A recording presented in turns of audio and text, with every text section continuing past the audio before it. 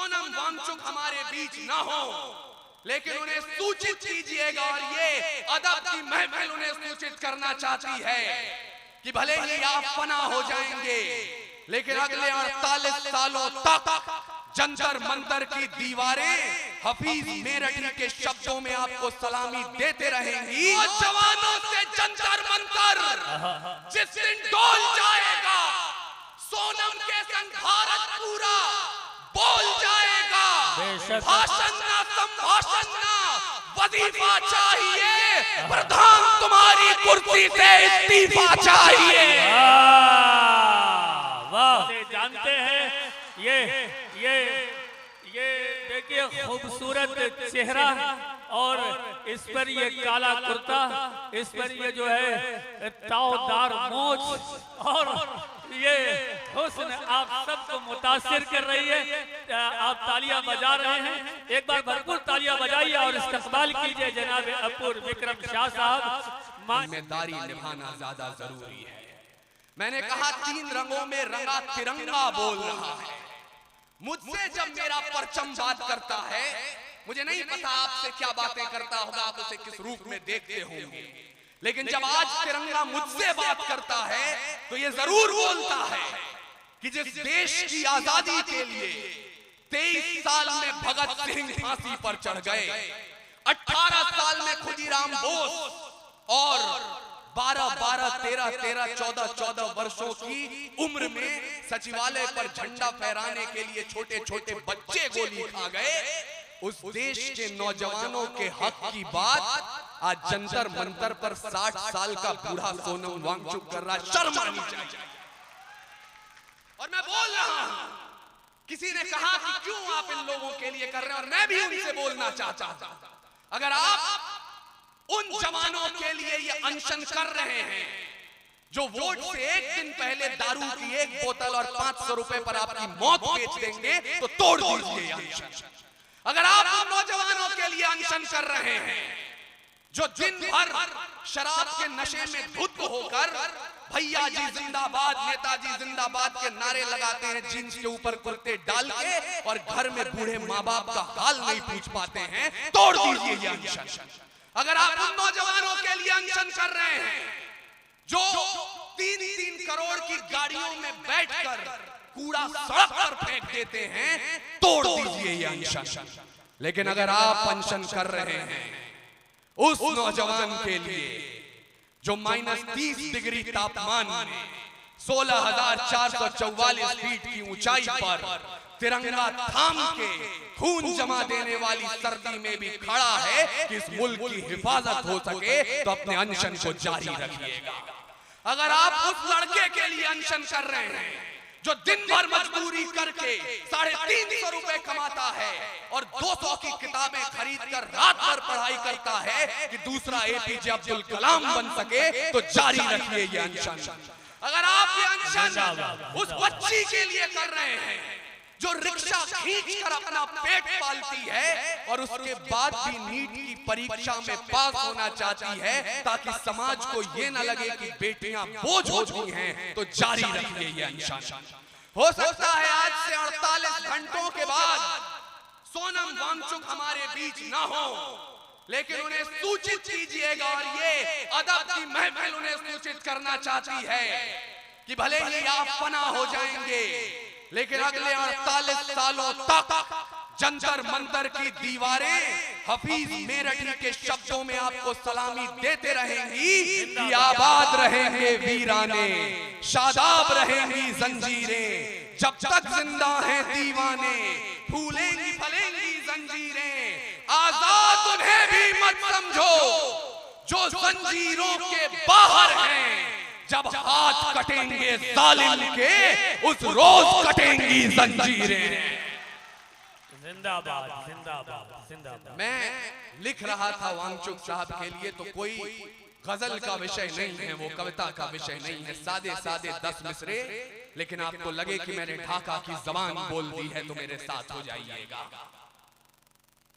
बहरे कानों तक किस किस की चीखें जाएंगी, अंधी सरकारें क्या वो अनशन देख पाएंगी, रास्ता निकलेगा केवल जोश और जुनून से। दुनिया की भी नजर टिकी है, दुनिया को भी उम्मीद जगी है हिंदुस्तानी खून से। मैं एक ख्वाब देख रहा हूं, मुझे नहीं पता ये मुकम्मल होगा कि नहीं, लेकिन ख्वाब देखने की आजादी है मुझे।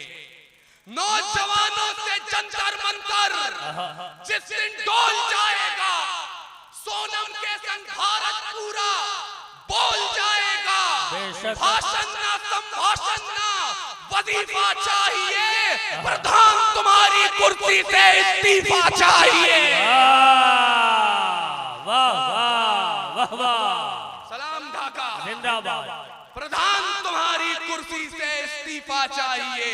वाह, 40-50 बच्चे खुदकुशी कर गए और एक शिक्षा मंत्री का इस्तीफा नहीं ले पा रहे हैं हम लोग। ये बहुत दूर की बातें हैं, क्योंकि मैं उस प्रांत में खड़ा हूं, उस राज्य में खड़ा हूं जिसके देश की दारुल हुकूमत का आदेश था। अजमल कसाब जिसने सैकड़ों लोगों को मौत के घाट उतार दिया, इस्लाम को कलंकित कर दिया, उसे 65 करोड़ रुपए के खर्च पर रखा जाए, 4 साल रखा जाए, बिरयानी दी जाए तो पूछा जाए मुर्गे की खाओगे कि बकरे की। क्या गुनाह था उस नौजवान का जिसने पिस्तौल फेंक दी थी, उसके बाद भी आपकी गोलियां खा रहा था? क्या गुनाह था उसका? बेशक। इंसाफ के दरवाजे से जब दस्तक खाली आती है, शराफत से सब मजबूरी में बंदूक निकाली जाती है। वाह, इंसाफ के दरवाजे से जब दस्तक खाली आती है, शराफत से सब मजबूरी में बंदूक निकाली जाती है। फूलन देवी शूल बना दी कानूनी लाचारी ने, 5 सिंह को डकैत बनाया पुलिस की ही रंगदारी ने। यहाँ बगावत की बंदूकों ने हुकूमत को ललकारा है और व्यवस्था के हाथों ने भरत तिवारी मारा है। वाह, जिंदाबाद। बेशक बेशक बेशक बेशक। यहाँ बगावत की बंदूकों ने बेशक हुकूमत को ललकारा है और व्यवस्था के हाथों ने भरत तिवारी मारा है। वाह, सुबह की आशा निकल पड़े जब रात का दामन थामने, उजाले की जब चोरी होती सूरज के ही सामने। जिस दौर में मुंसिफ लाभ तुला पर आवाम के आंसू तोलेंगे, निजाम रहे खामोश मगर हम कलम सिपाही बोलेंगे। निजाम रहे खामोश मगर हम कलम सिपाही बोलेंगे। और इसलिए बोल रहे हैं क्योंकि आज मेरे सामने कुछ लोग दाढ़ी सजा के आए हैं, एक बंधु तिलक लगाकर बैठे थे। उसके बावजूद जब आपको इतिहास पढ़ाया गया तो कहा गया कि जब 47 में विभाजन हो रहा था, बंटवारा हो रहा था, एक शख्स ने अपना हाथ उठाया, बोला मैं हूं मोहम्मद अली जिन्ना, और उधर से आवाजें बुलंद हुई, पाकिस्तान का मतलब क्या, ला इलाहा इल्लल्लाह। आपके भोले भाले बुजुर्गों ने अपनी गठरियां बनाई, उन्हें अपने सरों पर रखा, उस पार जाने के लिए तैयार हुए। तभी अचानक जामा मस्जिद की सीढ़ियों पर अपनी दाढ़ी को अपने आंसुओं में भिगोकर एक बुजुर्ग खड़ा हो गया, मौलाना अबुल कलाम आजाद, और कहने लगा कहां जा रहे हो मेरे देश के मुसलमानों, इस जमीन में तुम्हारे बुजुर्गों की निशानियां दफ्न हैं। एक मुशायरा था, नदीम फर्रुख साहब कुछ और डिटेल के साथ यही बात बता रहे थे, मेरी आंखें नम हुई और मैंने उनसे कहा कि मौलाना अबुल कलाम आजाद ने कहा तो ये था, शायद उस वक्त हम नहीं थे, वरना वो ये भी कहते कि कोई अपूर्व विक्रम शाह ढाका के मंच से बोल रहा होगा, ये सूर कबीर तुलसी की पाती, हाकिम का फरमान नहीं है।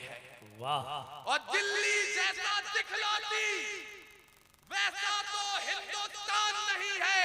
और अगर ईमान मजमा मेरे सामने बैठा है, चौथी लाइन पर अगर आपके अंदर के हिंदुस्तानी मुसलमान को जगह नहीं दिया मैंने, मेरा नाम अपूर्व विक्रम शाह नहीं।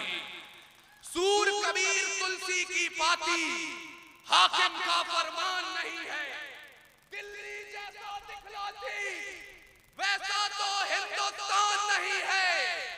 मोहब्बत के शागिर्द हैं ये, नफरत के उस्ताद नहीं हैं। अशफाकुल्लाह खान के बेटे जिन्ना की औलाद नहीं है। जिंदाबाद जिंदाबाद। क्या कहने हैं विक्रम भाई, वाह वाह वाह वाह वाह वाह।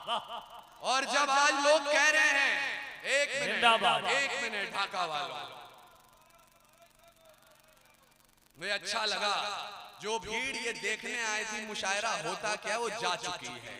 जो कविता सुनने आई थी वो ये भीड़ है। आपके लिए मैं दोबारा पढ़ रहा हूँ। ये सूर कबीर तुलसी की पाती, हाकिम का फरमान नहीं है। दिल्ली जैसा दिखलाती वैसा तो हिंदुस्तान नहीं है। मोहब्बत के शागिर्द हैं ये, नफरत के उस्ताद नहीं हैं। अशफाकुल्लाह खान के बेटे जिन्ना की औलाद नहीं।